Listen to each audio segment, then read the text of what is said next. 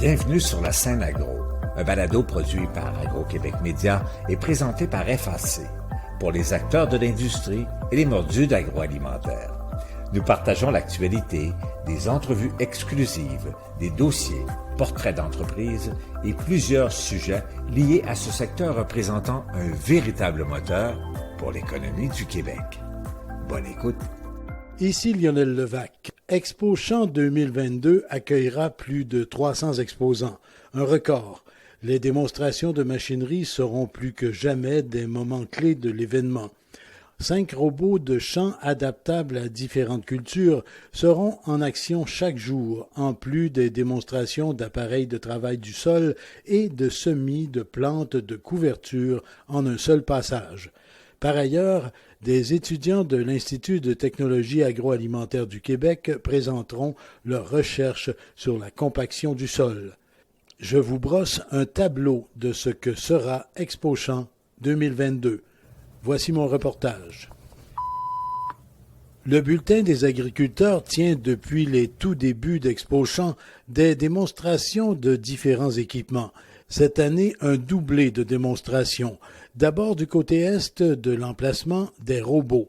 Yvon Terrien, éditeur et rédacteur en chef du bulletin. En tout, on va avoir 5 robots sur le terrain. Donc, ça va être probablement la fois au Québec où il va y avoir le plus grand rassemblement de robots de champ au même endroit. Puis probablement que ça va être la première fois au Canada qu'il y en a tant que ça au même endroit. Pourquoi les robots?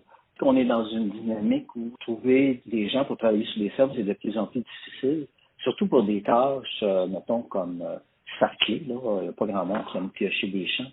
Puis aussi, on est dans une dynamique où il faut commencer à penser aussi à réduire les gaz à effet de serre, puis aussi, on veut réduire la compaction des sols. Puis les robots sont une réponse à tout ça. Ils peuvent remplacer de la main-d'œuvre, plusieurs sont électriques.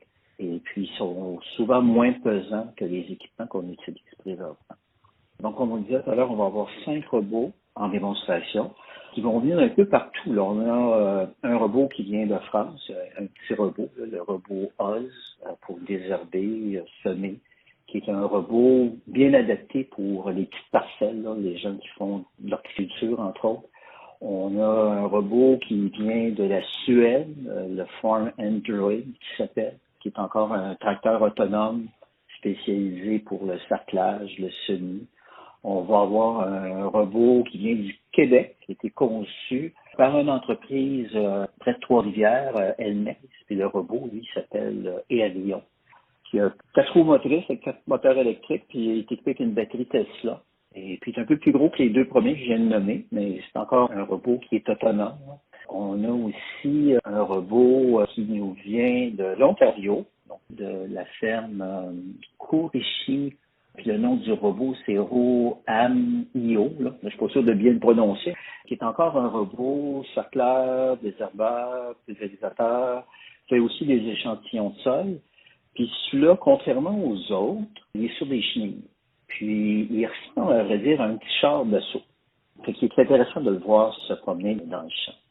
Et finalement, notre 5e robot, notre dernier mais non le moindre, celui-là va s'adresser plus aux gens de grande culture. Là, c'est une grosse bébite, là, c'est le Ravin OmniPower, qui est un porte-outil, ni plus ni moins, là, équipé avec un moteur diesel de 200 HP.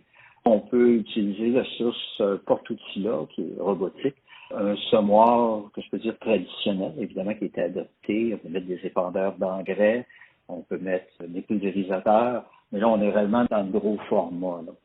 Cette machine-là a été conçue au Canada. C'est un producteur de la Saskatchewan, un monsieur Norbert Beauget, qui a conçu cette machine-là. D'ailleurs, on l'avait présentée aux conférences du bulletin l'hiver 2018. Il était venu nous expliquer son innovation. Donc, on va avoir une belle panoplie de machines différentes là, au niveau des robots. C'est vraiment un environnement idéal, les démonstrations Expo Champ pour en apprendre là, sur des nouvelles technologies. Expo Champ, une vitrine extraordinaire, selon Benoît Saint-Laurent, président de GEMAB, entreprise qui offre différents types de robots. Nous, on propose des équipements que les gens peuvent se procurer en tant que tels et on a arrêté notre choix sur des porte-outils autonomes. Une gamme élargie, ça va de 50 000 à 500 000 Donc, la gamme est vraiment large. Et ça va du petit agriculteur maraîcher aux agriculteurs maraîchers plus conventionnels et aux grandes cultures, patates et autres cultures. Là, c'est une question de logistique et chaque ferme a ses besoins potentiels. Là. On parle de gabarit d'équipement pour donner un ordre de grandeur, que les gens peuvent se faire une idée rapidement. Le plus petit robot, qui est un robot électrique d'origine française, il s'appelle Oz. Il mesure 45 cm de large par 1 mètre, 1 mètre 20 de long, dépendant des outils qu'on met dessus. Il pèse 150 kilos. Le plus gros, c'est gros comme un tracteur. Ça doit avoir 15 pieds de long par 10 pieds de large, avec 250 forces de moteur, avec diesel. La gamme, ça va du petit agriculteur, petite surface, maraîchage sur planche, électrique. Après ça, tu peux aller dans des équipements qui sont au diesel, sur lesquels tu peux mettre les outils conventionnels que déjà les agriculteurs possèdent. Pas les gros semoirs 32 rangs, mais un semoir de 6 rangs, 8 rangs, dépendant du type de céréales, etc. Il y a des équipements qui peuvent faire de la pulvérisation avec des rames d'épandage de pesticides de 120 pieds de large, comme les arroseuses grand format qu'on est habitué de voir en grande culture. Donc, dépendant de la tâche, nous, le terme qu'on utilise, c'est d'identifier le goulot d'étranglement à la ferme. La problématique que l'agriculteur veut résoudre, et est-ce qu'on a une machine qui va adresser cette problématique-là?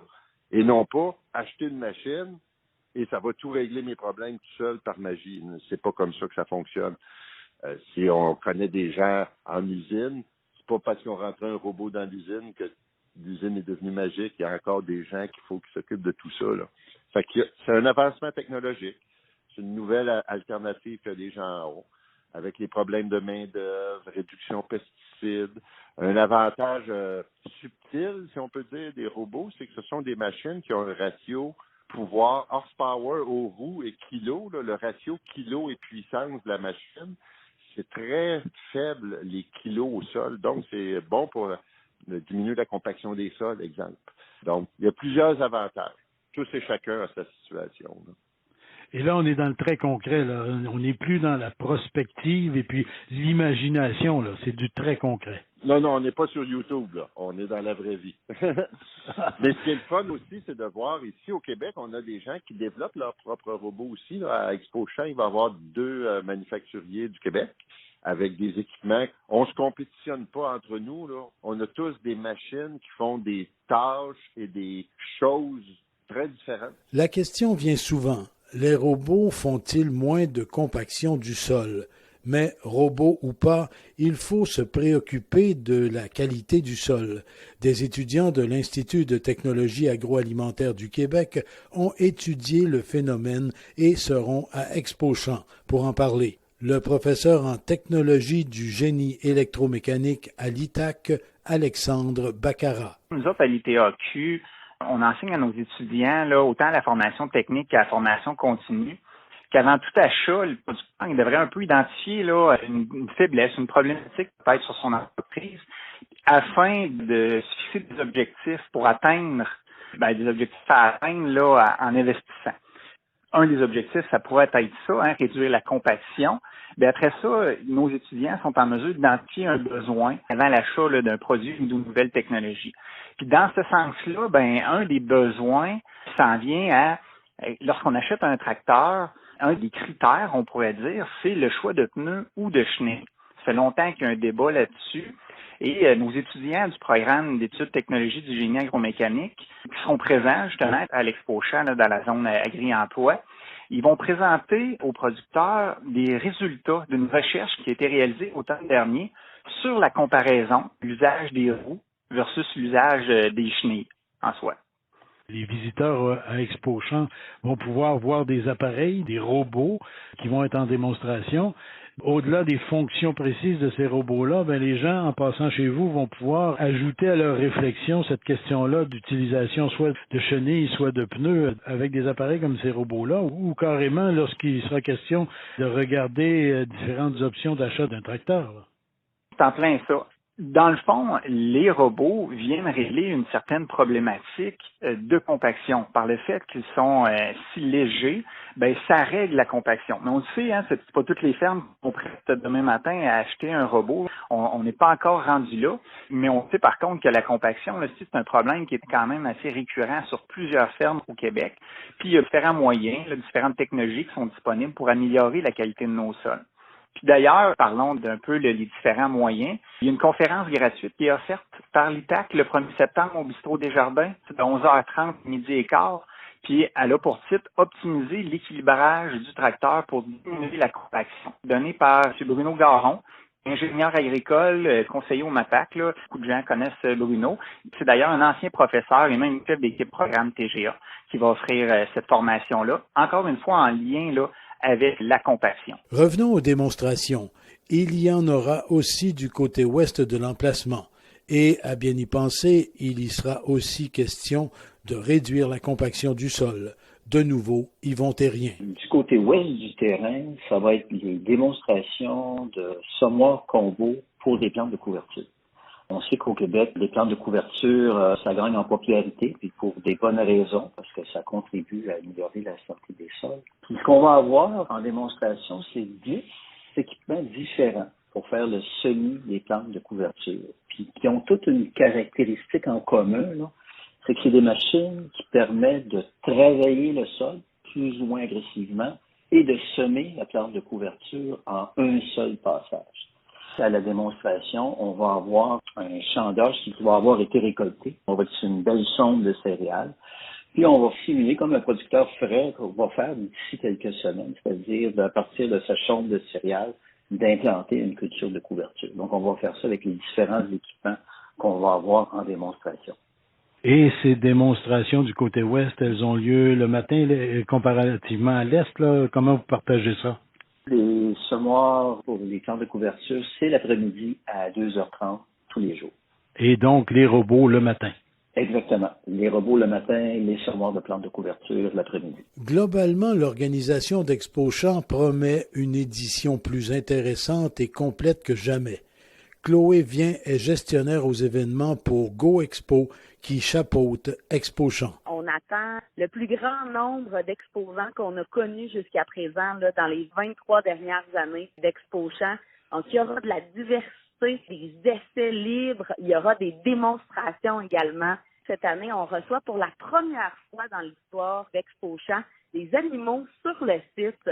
On va pouvoir voir là, des démonstrations, notamment là, d'enclos avec des animaux sur place. L'innovation technologique, pour nous, c'est quelque chose qu'on veut mettre de l'avant parce que dans le monde des producteurs, productrices du Québec, on a plusieurs défis à relever au quotidien. Puis Expo Champs, se voit comme une vitrine pour permettre aux producteurs de voir ce qui se fait mieux sur le marché. En ayant là, tout ce grand nombre d'exposants, ça permet aux producteurs du Québec de voir tout ce qu'on peut faire de mieux dans le monde agricole à ce jour. Bien sûr, vous souhaitez du beau temps, mais ça, d'habitude, ça va assez bien de ce côté-là. Nos chapelets sont sur la corde à linge depuis quelques semaines déjà. Déjà, on est content, on est chanceux. Le site est en montage depuis le lundi 8 août dernier. Puis on a eu la chance là, d'avoir du beau temps jusqu'à présent. Puis on a fait notre commande à Dame Nature, fait qu'en théorie, là, on devrait avoir du beau soleil pour accueillir nos producteurs, productrices du Québec. Même s'il y avait une pluie, ça n'empêche rien. Tout va être présenté quand même, et sauf le fait de devoir avoir une casquette ou un parapluie, ça permet quand même de tout voir, là.